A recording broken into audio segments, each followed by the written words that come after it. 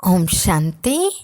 ఈరోజు Murali date 20 April 2026. బాబా చెప్తున్నారు, మధురమైన పిల్లలు, మీరు ఈశ్వర్య ముక్తి సైన్యం అంటే సాల్వేషన్ ఆర్మీ. మీరు సర్వులకు సద్గతినివ్వాలి, అందరి ప్రీతిని ఒక్క తండ్రితో జోడించాలి. ప్రశ్న: మనుషులు తమ బుద్ధిని దేని యందు ఉపయోగిస్తారు? మీరు మీ తెలివిని ఎక్కడ ఉపయోగించాలి? జవాబు: మనుషులు తమ బుద్ధిని ఆకాశము, సృష్టి రహస్యాలను తెలుసుకునేందుకు ఉపయోగిస్తున్నారు. కానీ దీనివల్ల ఎలాంటి లాభము లేదు, దీని అంతము దొరకదు. పిల్లలైన మీరు మీ తెలివిని పూజ్యులుగా అయ్యేందుకు ఉపయోగిస్తారు. వారిని ప్రపంచం పూజించదు. పిల్లలైన మీరు పూజనీయ దేవతలుగా అవుతారు. పాట: మిమ్మల్ని పొందుకుని మేము సర్వము పొందాము. ఓం శాంతి. ఇది జ్ఞాన మార్గమని, అది భక్తి మార్గమని పిల్లలు అర్థం చేసుకున్నారు. ఇప్పుడు భక్తి మార్గం మంచిదా లేక జ్ఞానం మార్గం మంచిదా అనే ప్రశ్న వస్తుంది. రెండు వస్తువులు ఉన్నాయి కదా. జ్ఞానం ద్వారా సద్గతి కలుగుతుందని అంటారు. భక్తి, జ్ఞానం తప్పకుండా వేరువేరు. భక్తి చేయటం వలన జ్ఞానం లభిస్తుందని, తద్వారా సద్గతి కలుగుతుందని మనుషులు భావిస్తారు. భక్తి మధ్యలో జ్ఞానం రాదు. భక్తి అందరి కొరకు, అలాగే జ్ఞానం కూడా అందరి కొరకు. ఇది కలియుగ అంత సమయం కావున అందరూ దుర్గతిలో ఉంటారు. అందుకే ఇతర సాంగత్యాలన్నీ వదిలి మీతో సాంగత్యాన్ని జోడిస్తామని పాట కూడా పాడతారు.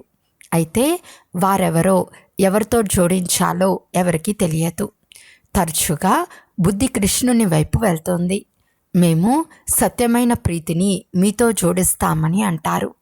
కృష్ణునితో ప్రీతిని జోడిస్తే మరి గురువులు, గోసాయిలు మొదలైన వారి అవసరం లేదు కదా. కృష్ణుణ్ణే స్మృతి చేయాలి. వారి చిత్రం అందరి వద్ద ఉంది. కృష్ణ జయంతిని కూడా జరుపుకుంటారు. మరి ఇతరుల వద్దకు వెళ్ళే అవసరమే లేదు. మీరాబాయ్ ఒక్కరితోనే బుద్ధిని జోడించింది కదా. పని పాటలు చేసుకుంటున్న కృష్ణుణ్ణే స్మృతి చేస్తూ ఉండేది. ఇంట్లో ఉండి త్రినుట, త్రాగుట అన్నీ చేస్తూనే సత్యమైన ప్రీతిని ఒక్క కృష్ణునితోనే జోడించింది. ఇది ఆ ప్రేయసి ప్రియుల వలె అయింది. కృష్ణుణ్ణి స్మృతి చేస్తున్నందున ఫలం కూడా లభిస్తుంది. కృష్ణుని గురించి అందరికీ తెలుసు. సత్యమైన ప్రీతి మీతోనే జోడించాము, ఇతర సాంగత్యాలన్నీ వదిలేశామని పాటలు కూడా పాడతారు. ఇప్పుడు అత్యంత ఉన్నతమైన వారు, సత్యమైన వారు పరంపితాయే. అందరికీ వారసత్వంనిచ్చువారు తండ్రి ఒక్కరు మాత్రమే. వారిని గురించి ఎవరికీ తెలియదు. పరంపిత పరమాత్మ శివుడని అంటారు, కానీ వారు ఎప్పుడు వచ్చారో వారికి తెలియదు. శివ జయంతిని జరుపుకుంటున్నారు అంటే వారు తప్పకుండా వచ్చి ఉంటారు. వారు ఎప్పుడు, ఎలా వస్తారో, వచ్చి ఏం చేస్తారో ఎవరికి తెలియదు. సర్వులకు సద్గతినిస్తారని ఏ మనుషు మాతృలకు తెలియదు. కానీ ఎలా ఇస్తారో, సద్గతి అనగా ఏమిటో కొద్దిగా కూడా తెలియదు. శివబాబా తప్పకుండా స్వర్గ చక్రవర్తి పదవిని ఇచ్చి ఉంటారు కదా. పిల్లలైన మీరు ఎవరైతే ఆ ధర్మానికి చెందినవారో మీకే ఈ విషయం తెలియదు, మర్చిపోయారు. మరి ఇతరులకు ఎలా తెలుస్తుంది? ఇప్పుడు శివబాబా ద్వారా మీరు అర్థం చేసుకున్నారు. ఇతరులకు కూడా అర్థం చేయిస్తారు. మీరు ఈశ్వర్య ముక్తి సైన్యం, ముక్తి సైన్యం లేక సద్గతిని ఇచ్చు సైన్యం అని అనవచ్చు. ఇప్పుడు పిల్లలైన మీపై బాధ్యత ఉంది. మీరు చిత్రాలను ఉపయోగించి కూడా అర్థం చేయించవచ్చు. భాషలు అనేకమున్నాయి. ముఖ్యమైన భాషల్లో చిత్రాలు తయారు చేయించాల్సి వస్తుంది.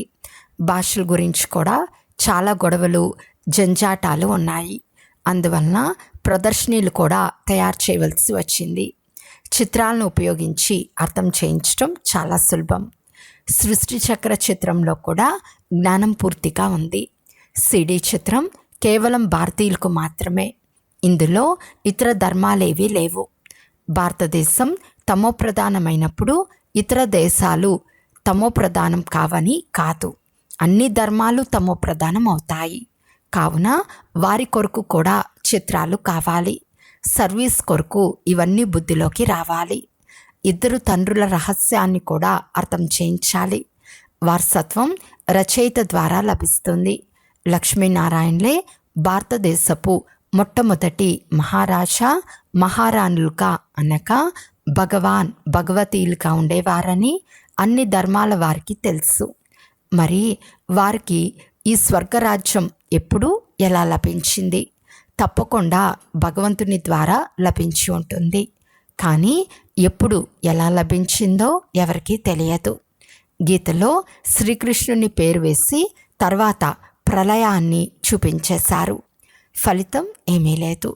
ఇది పిల్లలైన మీరు అర్థం చేయించాలి. చిత్రాలు అన్ని వైపులా ఉన్నాయి.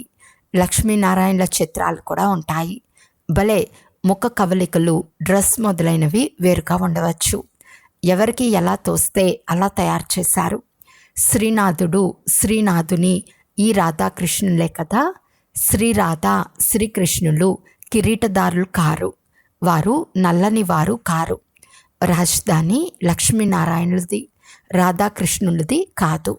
మందిరాలైతే అనేక ప్రకారాలవి తయారు చేశారు. కానీ లక్ష్మీనారాయణల పేరే పెడతారు. లక్ష్మీనారాయణల వంశం అనే అంటారు. సీతారాముల వంశం లక్ష్మీనారాయణల వంశం అని అంటారే కానీ రాధాకృష్ణుల వంశం అని ఎప్పుడూ అనరు. ఈ విషయాలు మానవుల ఆలోచనలోకి కూడా రావు. పిల్లలైన మీరు కూడా నంబర్వార్ పురుషార్థానుసారంగా అర్థం చేసుకుంటారు. ఎవరికి సేవ చేయాలని అభిరుచి ఉంటుందో వారు ఉమంగంతో ఎగురుతూ ఉంటారు. కొంతమంది మాకు అర్థమవుతుంది కానీ నెమ్మది నెమ్మదిగా యుక్తులు కూడా రచించాల్సి వస్తుందని అంటారు. కొంతమంది వేదశాస్త్రాలు అధ్యయనంను చేసినందున, యజ్ఞ జప తపాదులు చేసినందున, తీర్థయాత్రలు మొదలైనవి చేసినందున పరమాత్ముని పొందగలమని భావిస్తారు. కానీ భగవంతుడు అంటున్నారు, ఇవన్నీ నా నుండి దూరం చేసే మార్గాలు. డ్రామాలో అందరూ దుర్గతిని పొందే తీరాలి. కావున ఇలాంటి విషయాలు చెప్తారు. ఇంతకుముందు మనం కూడా భగవంతుడు ఒక పర్వత శిఖరం వంటి వారు, ఎవరు ఎక్కడి నుండి వెళ్ళినా చేరవచ్చు అని అనేవారము. అందువలన మనుషులు అనేక ప్రకారాలైన మార్గాలు పట్టుకున్నారు. భక్తి మార్గంలోని మార్గాలు పట్టుకుని అలసిపోయినప్పుడు మళ్ళీ ఆ భగవంతుణ్ణే పిలుస్తారు. ఓ పతిత పావన, మీరు వచ్చి పావనంగా అయ్యే మార్గాన్ని చూపండి. మీరు లేకుండా పావనంగా అవ్వలేము, అలసిపోయాము అని పిలుస్తారు. రోజు రోజుకు భక్తి మార్గం పూర్తిగా అలసిపోయేలా చేస్తుంది. ఇప్పుడు ఉత్సవాలు, జాతరలు మొదలైన వాటికి లక్షల మంది వెళ్తారు. ఎంతో మురికి ఏర్పడుతుంది. ఇది అంతిమ సమయం. ప్రపంచం పరివర్తన అవుతుంది. వాస్తవానికి ఉన్న ప్రపంచం ఒక్కటే. దానిని 2 భాగాలుగా చేశారు. అందువలన మనుషులు స్వర్గము, నరకము వేరువేరు ప్రపంచాలని భావిస్తారు. కానీ ఇది 2 అర్ధ భాగాలు. పైన సత్యత్రేతాయుగాలు, తర్వాత ద్వాపర కలియుగాలు. కలియుగంలో తమోప్రధానంగా అయ్యే తీరాలి. సృష్టి పాతదవుతుంది. ఈ విషయాలు ఇతరులెవ్వరికీ అర్థం కావు. తికమక పడి ఉన్నారు. కొంతమంది శ్రీకృష్ణుడు భగవంతుడని, మరికొంతమంది రాముడు భగవంతుడని అంటారు. ఈ రోజుల్లో అయితే మనుషులు స్వయాన్ని తామే భగవంతుడు అని చెప్పుకుంటున్నారు. ఈశ్వరుని అవతారమని చెప్పుకుంటారు. దేవతల కంటే మనుషులు తీక్ష్ణమైపోయారు. దేవతలను కేవలం దేవతలనే అంటారు. కానీ మనుషులు స్వయాన్ని భగవంతుడని చెప్పుకుంటారు. ఇది భక్తి మార్గం. దేవతలు స్వర్గంలో ఉండేవారు. ఇప్పుడు కలియుగి ఇనుప యుగంలో ఉన్న మనుషులు భగవంతుడు ఎలా అవ్వగలరు? తండ్రి అంటున్నారు, నేను ఈ సంగం యుగంలో ప్రపంచాన్ని ట్రాన్స్ఫర్ చేయవలసినప్పుడే వస్తాను. కలియుగం నుండి సత్యుగం అవుతుంది. మిగిలిన వారంతా శాంతిధామానికి వెళ్ళిపోతారు. అది నిరాకార ప్రపంచం. ఇది సాకార ప్రపంచం. నిరాకార వృక్షంను అర్థం చేయించేందుకు పెద్ద చిత్రాన్ని తయారు చేయాలి. బ్రహ్మ మహాతత్వం కూడా ఆకాశమంత పెద్దది. రెండిటికీ కూడా అంతము కనుగొనలేరు. విమానాలు మొదలైన వాటిలో వెళ్ళి ప్రయత్నిస్తున్నారు, కానీ అంతంను తెలుసుకోలేకున్నారు. సముద్రమే సముద్రం, ఆకాశమే ఆకాశం. అక్కడ ఏమీ లేదు. చాలా ప్రయత్నిస్తున్నారు, కానీ వీటి వలన లాభమేముంది? మేము మా తెలివిని ఉపయోగిస్తున్నాము అని భావిస్తారు. ఇది మనుషుల తెలివి. మానవులు విజ్ఞాన గర్వితులై ఉన్నారు. ఎవరు ఎన్ని రహస్యాలు తెలుసుకున్నా వారిని పూర్తి ప్రపంచమంతా పూజించదు. దేవతలను పూజిస్తారు. పిల్లలైన మిమ్మల్ని తండ్రి ఎంతో శ్రేష్టంగా తయారు చేస్తున్నారు. అందరినీ శాంతిధామానికి తీసుకెళ్తారు. మనం మూలవతనం నుండి వచ్చామని అందరికీ తెలుసు, కానీ మీకు తెలిసినంతగా ప్రపంచంలోని వారికి తెలియదు. మూలవతనం అంటే ఏమిటో, ఆత్మలు అక్కడ ఎలా ఉంటాయో, మళ్ళీ నెంబర్ వారుగా ఎలా వస్తాయో ఈ విషయాలు ఏవి తెలియవు. బ్రహ్మ మహాతత్వంలో నిరాకార వృక్షం ఉంటుంది.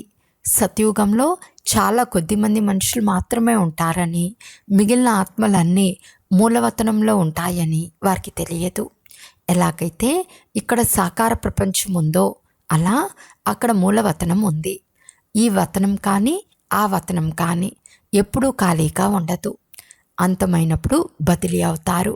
ఈ వతనంలో కొంతమంది తప్పకుండా ఉంటారు. వతనం పూర్తిగా ఖాళీ అయితే ప్రళయం జరుగుతుంది. ప్రళయం జరగదు. ఇది అవినాశి ఖండం కదా. ఈ విషయాలన్నీ బుద్ధిలో ఉంచుకోవాలి. రోజంతా ఎవరి కళ్యాణం చేయాలో ఆలోచిస్తూ ఉండాలి. వారిపై మీకు ప్రీతి ఉంటే అందరికీ వారి పరిచయంను ఇవ్వాలి. వారు మన తండ్రి, వారి ద్వారా వారసత్వం లభిస్తుంది. ఎలా లభిస్తుందో మేము తెలుపుతాము అని చెప్పాలి. తెలిపించే వారిలో కూడా నెంబర్ వారుగా ఉన్నారు. కొంతమంది చాలా మంచి రీతిగా ఉపన్యసిస్తారు, కొంతమంది అలా చేయలేరు. వారు ఇంకా నేర్చుకోవాల్సి వస్తుంది. ప్రతి ఒక్కరూ తమ కళ్యాణం తామే చేసుకోవాలి. దారి లభించినప్పుడు ఇతరుల కళ్యాణం చేయాలి. ఇతరులకు కూడా తండ్రి నుండి వారసత్వం ఇప్పించాలని మనసులో ఉంటుంది. ఆత్మీక సేవ చేయాలి. ఇప్పుడు అందరూ ఒకరికొకరు సేవ చేసుకుంటారు. తండ్రి వచ్చి ఆత్మీక సేవ నేర్పిస్తున్నారు. ఇతరులెవ్వరికీ ఆత్మీక సేవ గురించి తెలియదు. ఒక్క ఆత్మీక తండ్రి మాత్రమే ఆత్మీక సేవ చేస్తారు. శారీరక సేవ అయితే జన్మ జన్మాంతరాలుగా చాలా చేశారు. ఇప్పుడు ఈ అంతిమ జన్మలో ఆత్మీక సేవ చేయాలి. తండ్రి మనకు ఈ సేవను నేర్పించారు. ఇందులోనే కళ్యాణం ఉంది. ఇక ఎందులోనూ లాభం లేదు. గృహస్థ వ్యవహారంలో కూడా ఉండాలి, తోడు నిభాయించాలి. వారికి కూడా ఇది అర్థం చేయించి కళ్యాణం చేయాలి. ప్రీతి ఉంటే ఎంతో కొంత వింటారు. చాలామంది మేము కూడా సన్యాసం చేయవలసి వస్తుందని భయపడతారు. ఈ రోజుల్లో సన్యాసులు చాలామంది ఉన్నారు కదా. కాషాయ వస్త్రాలను ధరించి 2 మాటలు వినిపిస్తే ఎక్కడో ఒక చోట నుండి భోజనం లభిస్తుంది. ఏ కొట్టుకు వెళ్ళినా 2 పూరీలు ఇస్తారు. మరొక కొట్టుకి వెళ్తే కడుపు నిండిపోతుంది. అడుక్కునే వారిలో కూడా అనేక రకాలైన వారుంటారు. ఈ తండ్రి నుండి ఒకే విధమైన వారసత్వం లభిస్తుంది. అనంతమైన చక్రవర్తి పదవి లభిస్తుంది. సదా నిరోగులుగా అవుతారు. ధనవంతులు కష్టంగా వస్తారు. పేదవారి కళ్యాణం కూడా చేయాలి. బాబా అనేక ప్రదర్శనలు తయారు చేయించి ఉంచారు. ఎందుకంటే గ్రామాలు చాలా ఉన్నాయి కదా. మినిస్టర్లు మొదలైన వారు ఈ జ్ఞానం బాగుందని భావించారు అంటే అందరూ వినటం ప్రారంభిస్తారు. పోను పోను మీ పేరు ప్రసిద్ధి చెందుతుంది. ఆ తర్వాత చాలామంది వస్తారు. తుప్పు వదిలిపోయేందుకు సమయం పడుతుంది. రాత్రింబవలు కష్టపడితే బహుశా వదిలిపోతుంది. ఆత్మ పవిత్రమైంది అంటే అది శరీరాన్ని కూడా వదిలేస్తుంది. ఇవన్నీ అర్థం చేసుకోవాల్సిన విషయాలు. ఎగ్జిబిషన్లో కూడా అర్థం చేయించాలి. ముఖ్యమైనది భారతదేశ విషయమే. భారతదేశం ఉన్నతమవుతే అన్ని దేశాలు ఉన్నతమవుతాయి. ప్రొజెక్టర్లతో కంటే ఎగ్జిబిషన్లో ఎక్కువ సేవ జరుగుతుంది. నెమ్మదిగా వృద్ధి చెందుతూ ఉంటుంది. రోజులు గడిచే కొలిది మీ పేరు ప్రసిద్ధమవుతుంది. 5000 సంవత్సరాల క్రితం కూడా ఇలాగే జరిగింది. అన్నీ మీరు రాయాలి. ఇవి చాలా అద్భుతమైన విషయాలు. బాబా సూచనిస్తున్నారు. పిల్లలు చాలా విషయాలు మర్చిపోయారు. ఏం జరిగినా ఇప్పటికీ 5000 సంవత్సరాల క్రితం కూడా ఇలాగే జరిగింది అని అంటారు. ఇవి చాలా స్పష్టమైన విషయాలు. కానీ ఎవరి బుద్ధిలోనైనా కూర్చున్నప్పుడు కదా వార్తాపత్రికల్లో ప్రచురిస్తే కొంతమంది అర్థం చేసుకుంటారు. జ్ఞాన మార్గంలో చాలా ఫస్ట్ క్లాస్ స్థితి కావాలి. ఇటువంటి విషయాలను స్మృతి చేసుకుంటూ హర్షితంగా కూడా ఉండాల్సి వస్తుంది. ఇది అభ్యాసమైతే స్థితి చాలా ప్రసన్నంగా ఉంటుంది. అచ్చా, మధురాతి మధురమైన అపురూపమైన పిల్లలకు మాతాపిత బాప్తాతాల ప్రియ స్మృతులు మరియు గుడ్ మార్నింగ్. ఆత్మిక పిల్లలకు ఆత్మిక తండ్రి నమస్తే. ఆత్మిక తండ్రికి ఆత్మిక పిల్లల యొక్క ప్రియ స్మృతులు మరియు నమస్తే నమస్తే నమస్తే. ధారణ కొరకు ముఖ్య సారము. ఫస్ట్ పాయింట్, మిగిలిన అందరి నుండి ప్రీతిని తొలగించి ఒక్క తండ్రితోనే జోడించాలి. అంతేకాక అందరి ప్రీతిని ఒక్క తండ్రితో జోడింపచేసే సేవ చేయాలి. సెకండ్ పాయింట్, సత్యమైన ఆత్మిక సేవాదారులుగా తయారవ్వాలి. మీ కళ్యాణం చేసుకుంటూ ఇతరులకు కూడా దారి చూపించాలి. మీ స్థితిని ప్రసన్నమయంగా చేసుకోవాలి. ఈరోజు వరదానము. తమ శ్రేష్టమైన వ్యవహారం ద్వారా సర్వాత్ములకు సుఖంనిచ్చే మహాన్ ఆత్మ భవ. ఎవరైతే మహాన్ ఆత్మలుగా ఉంటారో వారి ప్రతి వ్యవహారం ద్వారా సర్వ ఆత్మలకు సుఖం దానంగా లభిస్తుంది. వారు సుఖాన్ని ఇస్తారు, సుఖాన్ని తీసుకుంటారు. కనుక మహాన్ ఆత్మల లెక్కతో ఈ మొత్తం రోజంతటిలో అందరికీ సుఖంనిచ్చానా, పుణ్యకార్యం చేశానా అని చెక్ చేసుకోండి. పుణ్యము అనగా ఎవరికైనా ఏదైనా వస్తువు ఇస్తే ఆ ఆత్మ నుండి ఆశీర్వాదాలు లభించాలి. కనుక ప్రతి ఆత్మ నుండి ఆశీర్వాదాలు లభిస్తున్నాయా అని చెక్ చేసుకోండి. ఎవరికి దుఃఖం ఇవ్వలేదు కదా, లేక తీసుకోలేదు కదా అని చెక్ చేసుకోండి. అప్పుడు వారిని మహాన్ ఆత్మ అని అంటారు. స్లోగన్: చేసిన తర్వాత ఆలోచించటమే పశ్చాత్తాపం యొక్క రూపము. అవ్యక్త సూచన: మహాన్గా అవ్వాలి అంటే మధురత మరియు నమ్రత యొక్క గుణాలను ధారణ చేయండి. ప్రతి ఒక్కరి సంస్కారం లేక నేచర్ ఎవరిది వారిదే. కానీ స్వభావం ఈజీగా ఉన్నప్పుడే సర్వులకు స్నేహితులుగా ఉంటారు.